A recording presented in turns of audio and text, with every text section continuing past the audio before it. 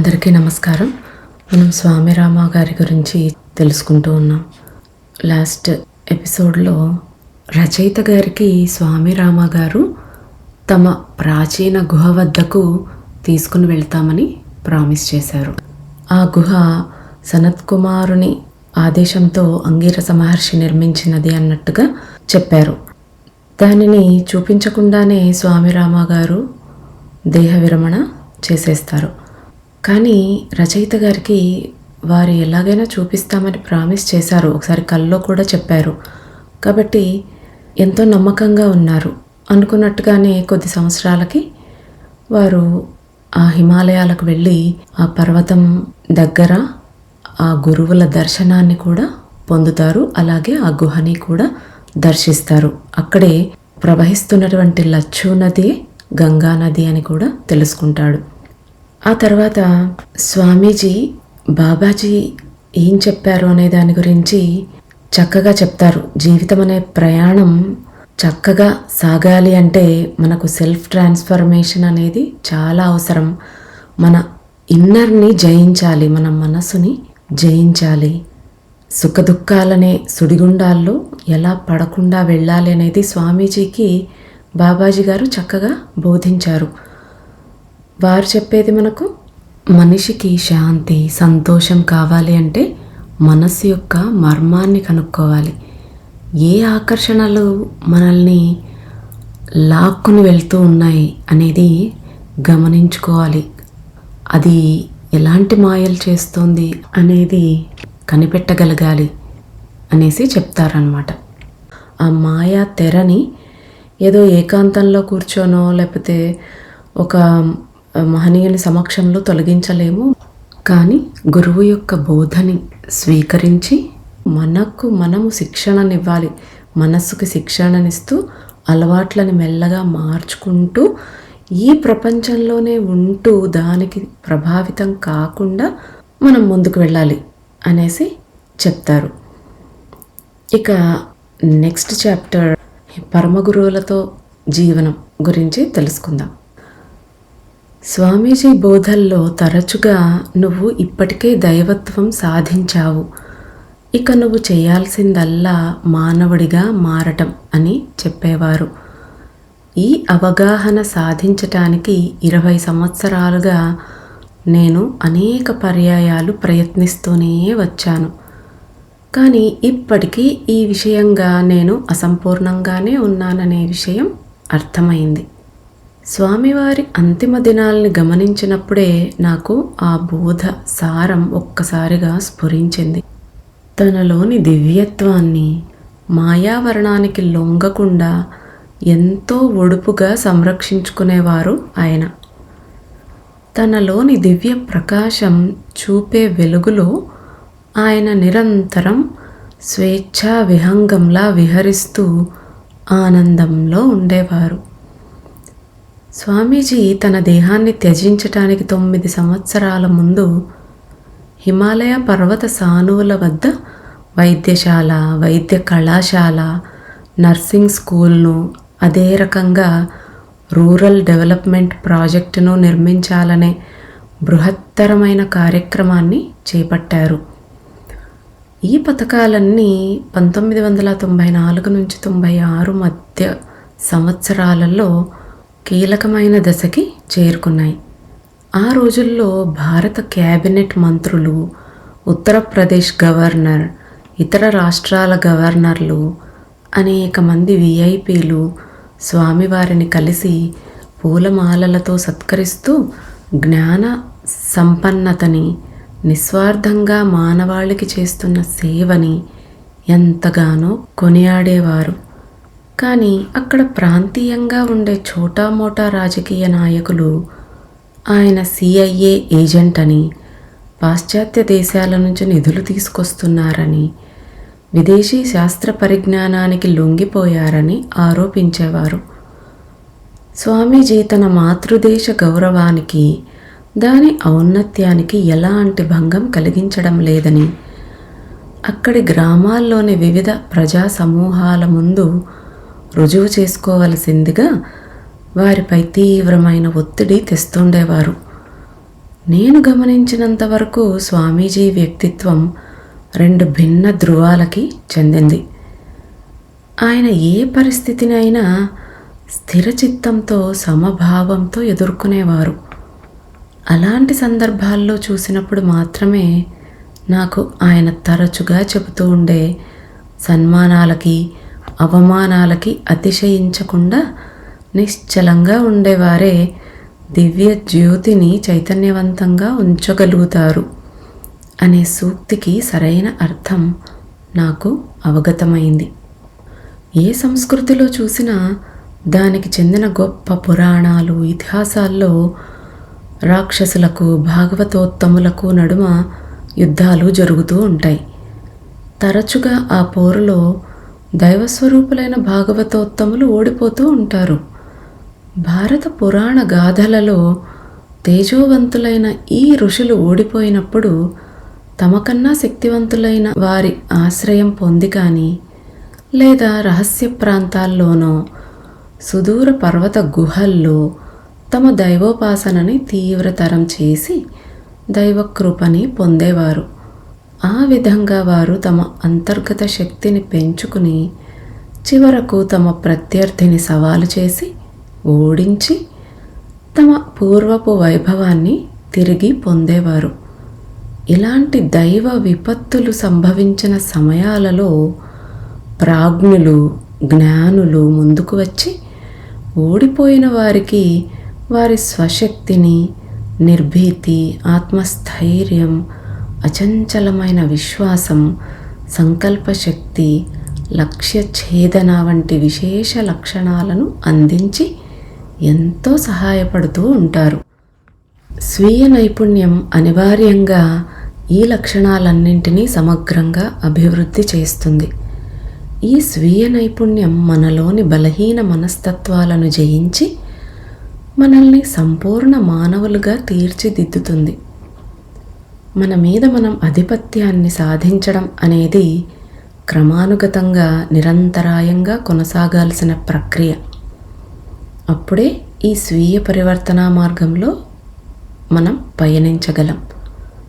తరచూ స్వామీజీ దైవాన్ని బాహ్యంగా దర్శించడం కాదు, మనం దైవంగా రూపాంతరం చెందాలి. అంతరంగంలో నిరంతరాయంగా ఆ దైవాన్ని తెలుసుకుంటూ ఉండాలి.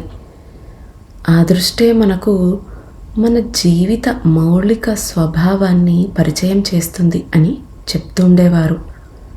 స్వామీజీ చిన్ననాటి విషయాల గురించి నేను ఎక్కువ సమాచారం సేకరించాను.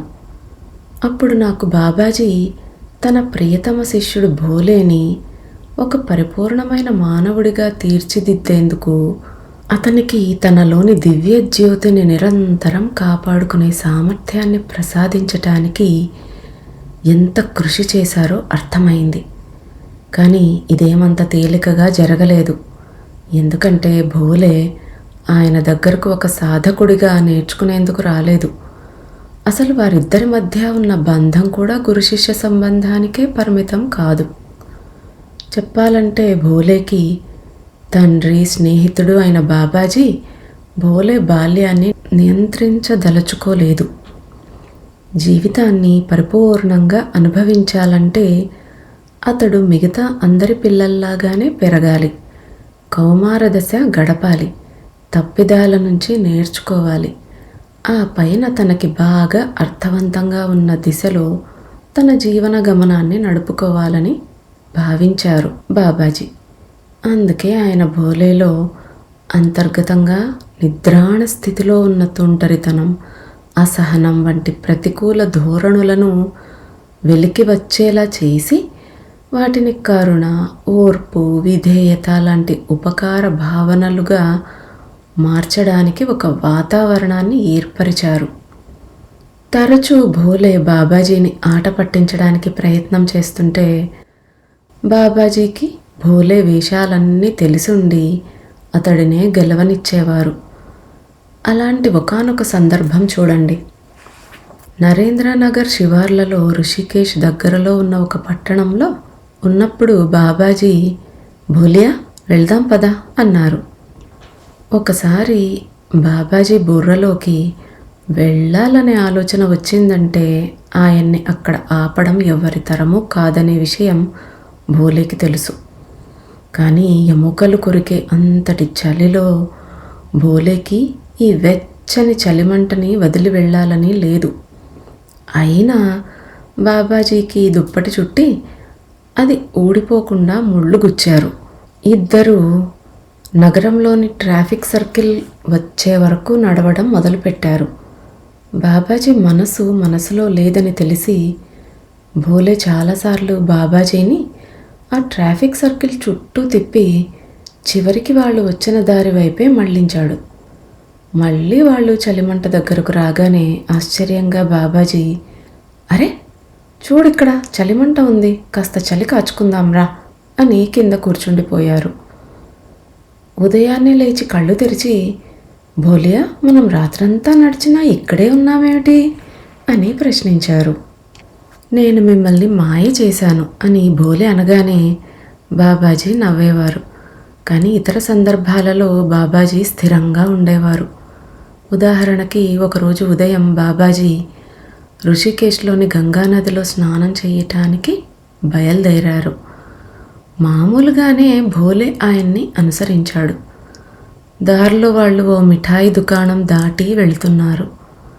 అక్కడ జిలేబీ తయారవుతోంది. జిలేబీ అంటే భారతదేశం అంతటా ప్రజలు బాగా ఇష్టపడే స్వీట్. ముందుగా దాన్ని నూనెలో వేయించి పంచదార లేదా బెల్లం పాకంలో ముంచి తీస్తారు. దాన్ని చూడగానే భోలే, జిలేబీ, నాకు జిలేబీ కావాలి అని ఒక్కసారిగా అరిచాడు. నువ్వు స్నానం చేసి సూర్యభగవానుడికి అర్ఘ్యం వదిలిన తరువాత, అంటే సంధ్యావందనం చేసుకున్న తర్వాత నువ్వు జిలేబీ తినవచ్చు అని గురువు బాబాజీ బదులిచ్చారు. కానీ భోలే అంతవరకు ఆగదలుచుకోలేదు. నేల మీద పొర్లుతూ జిలేబీ కోసం ఏడ్చాడు.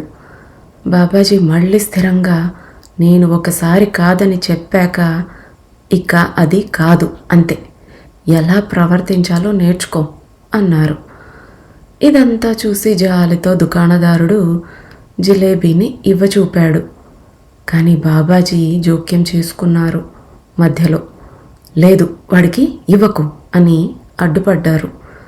నువ్వు నాలుకని అదుపు చేసుకోకపోతే లాభం లేదు అన్నారు ఆయన భోలేతో.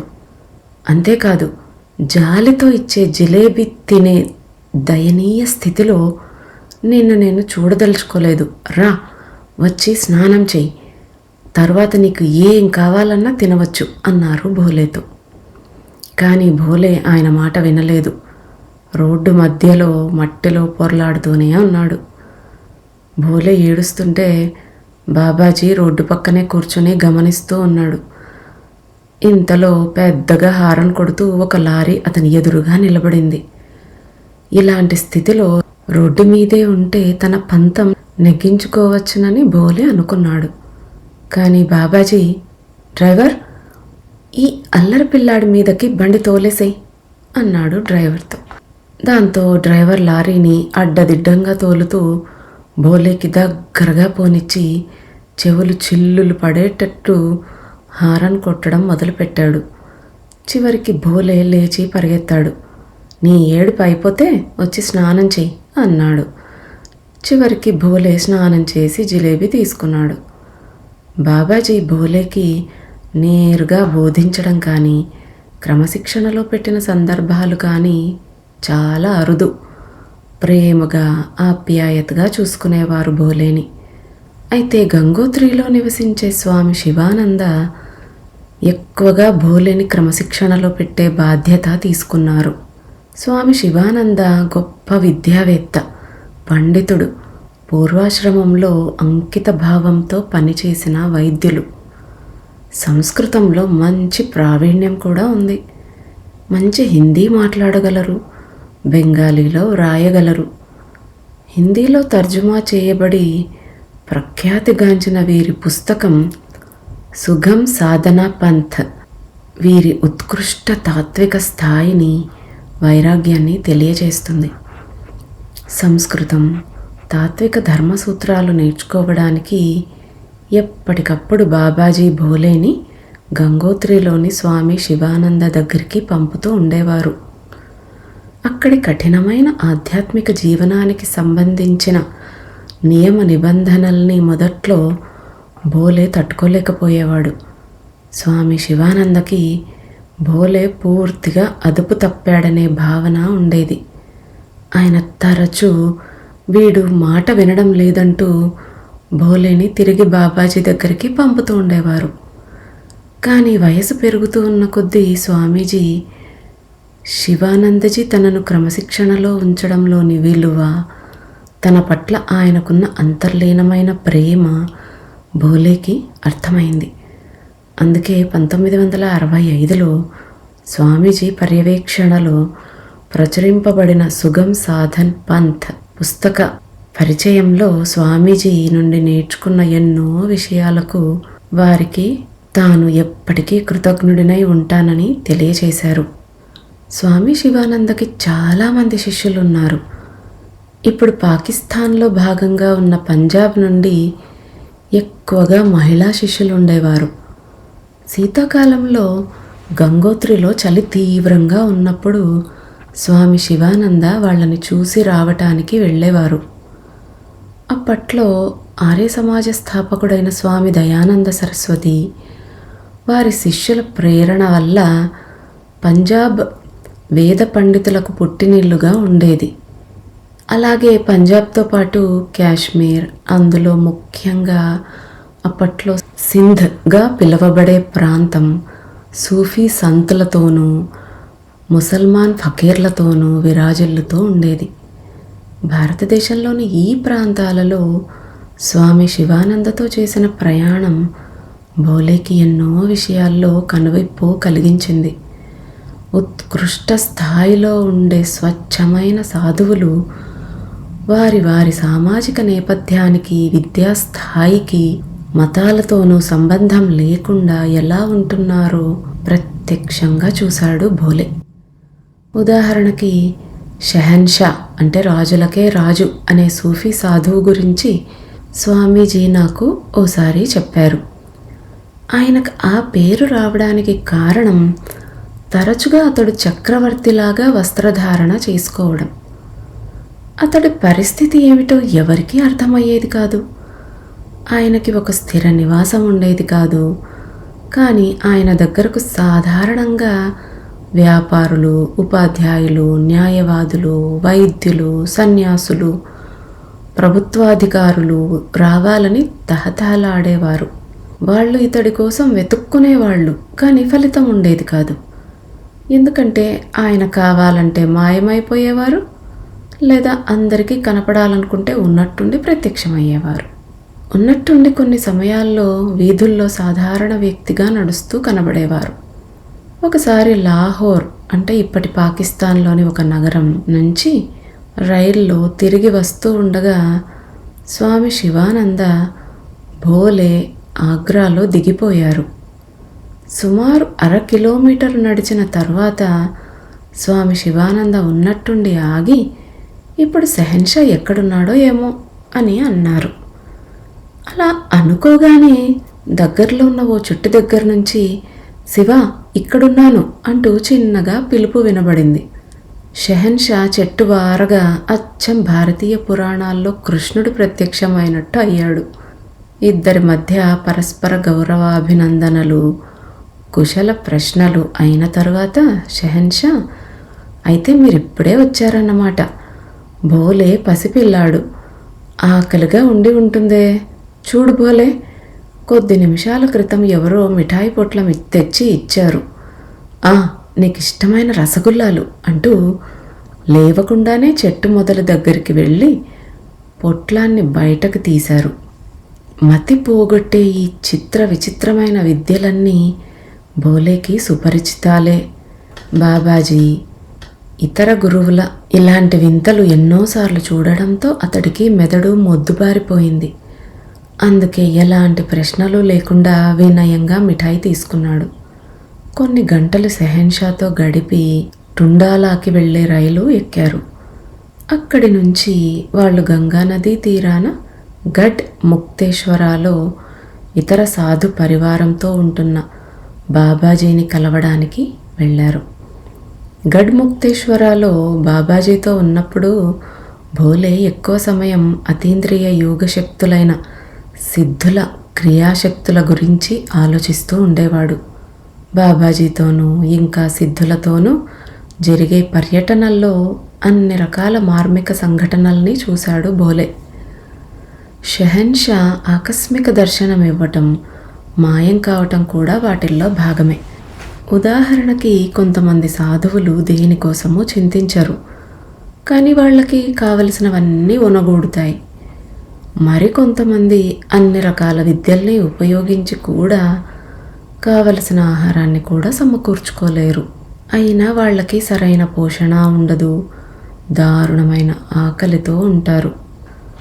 భోలే బాబాజీలో ఎన్నడూ దేనికోసమూ ఆందోళన పడటం చూడలేదు.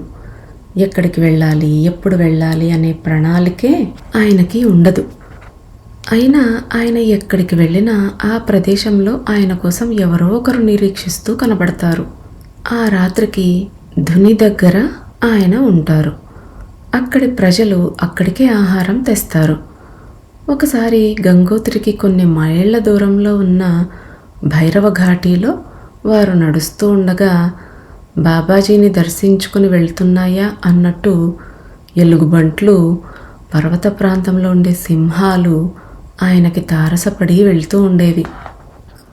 సోన్ప్రయాగలో ఉంటున్నప్పుడు ఉన్నట్లుండి ఒకనాటి మధ్యాహ్నం బాబాజీ కేదార్నాథ్ వెళ్ళాలని నిర్ణయించారు.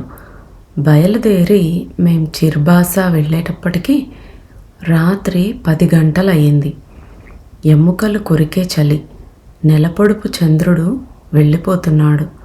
మేం వెళుతూ ఉన్న దారిలో ఓ ప్రక్కన చిన్న చిర భైరవ గుడి కనపడింది. మహా అయితే ఆ గుడి 5 చదరపు అడుగుల వైశాల్యం ఉంటుంది. వాళ్ళు అక్కడికి వెళ్ళారు. బాబాజీ స్వామీజీతో, భోలే, ఈయన కేదార్నాథ్కి ద్వారపాలకుడు, ఈయనకి ప్రణామం చెయ్యి.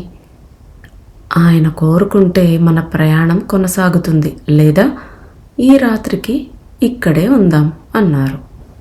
బాబాజీ బెంగాలీ, హిందీ కలగలుపు యాసతో ఆ పుణ్యక్షేత్రాన్ని ఆవహించి ఉన్న మహిమాన్విత శక్తితో మాట్లాడుతున్నారేమో అన్నట్లు అనిపించింది.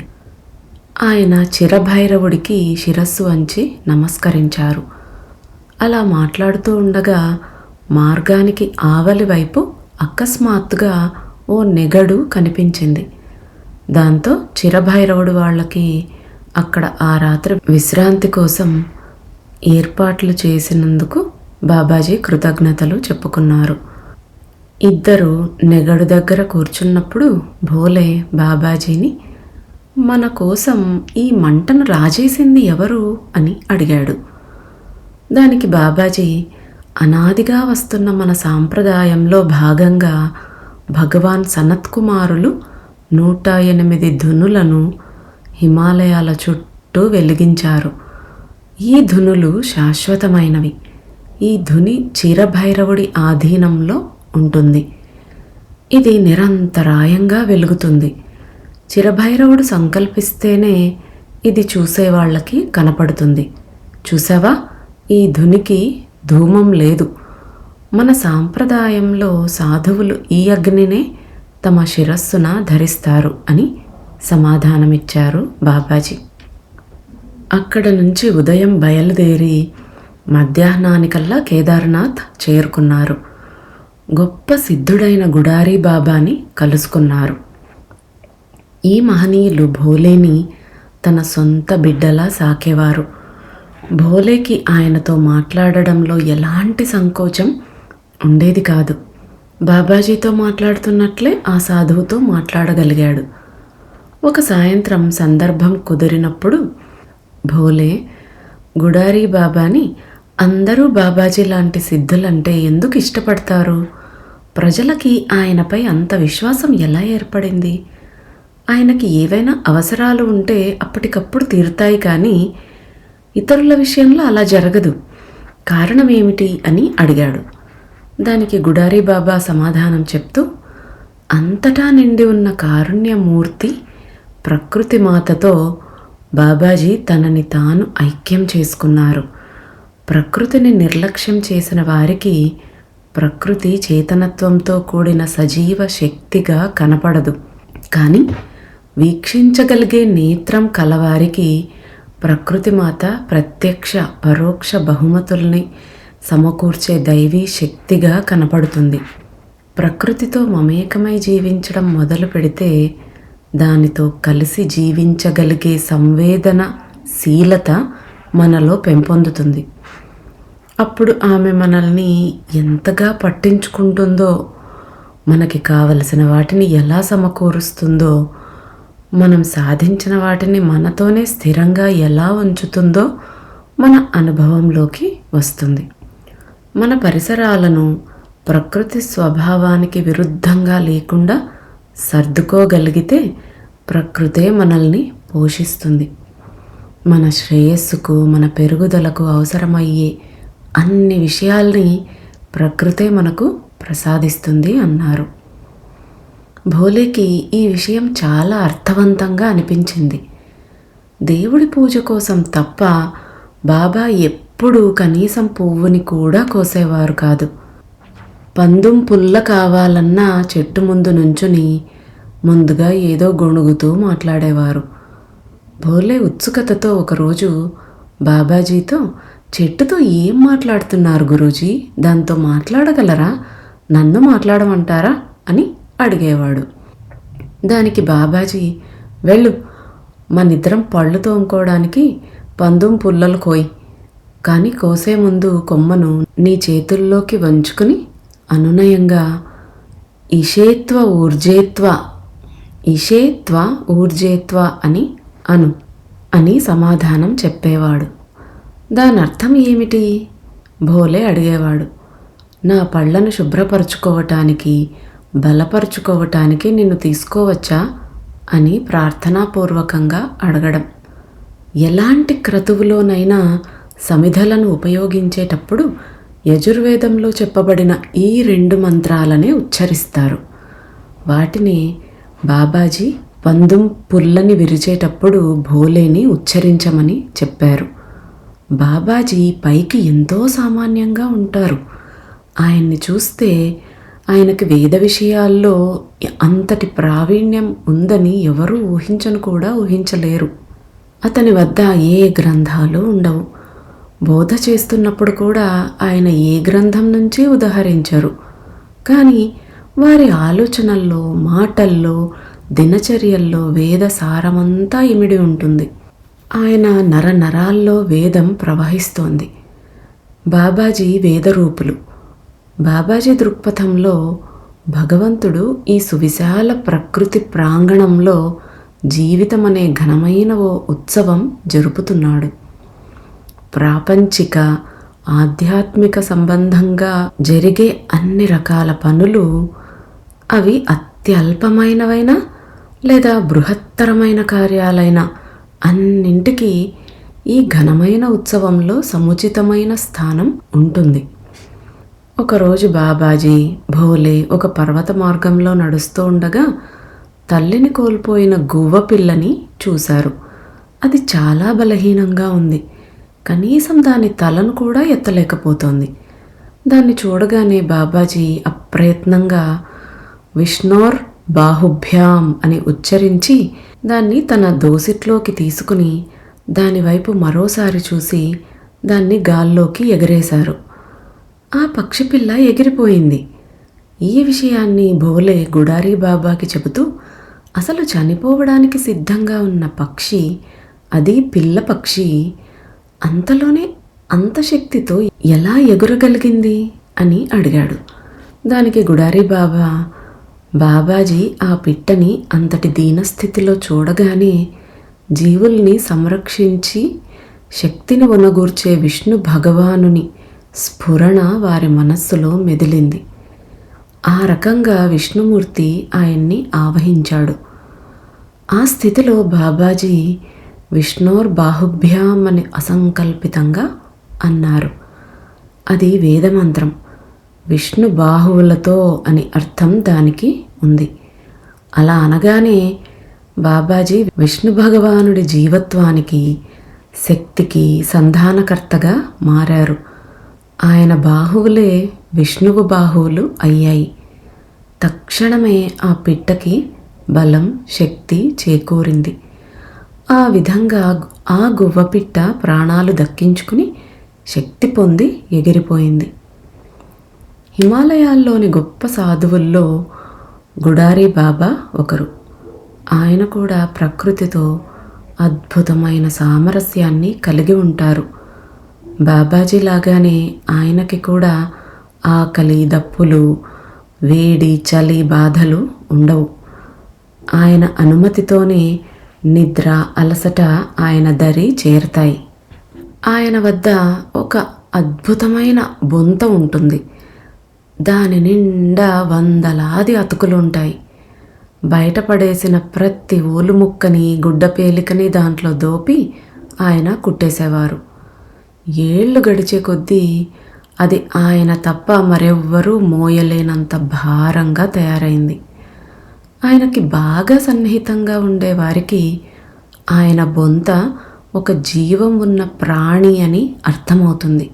ఆయన ఎక్కడికి వెళ్ళినా ఆ బొంత ఆయనతోనే ఉండేది. అందుకే భక్తులు ఆయన్ని గుడారీ బాబా అంటే బొంత బాబా అని పిలుస్తారు.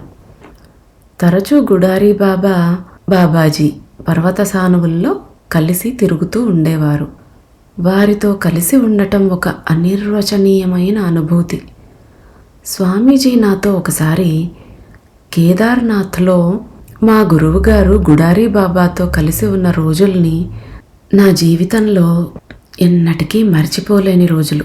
అవి నాలో అంతటి దివ్యానుభూతిని నింపాయి.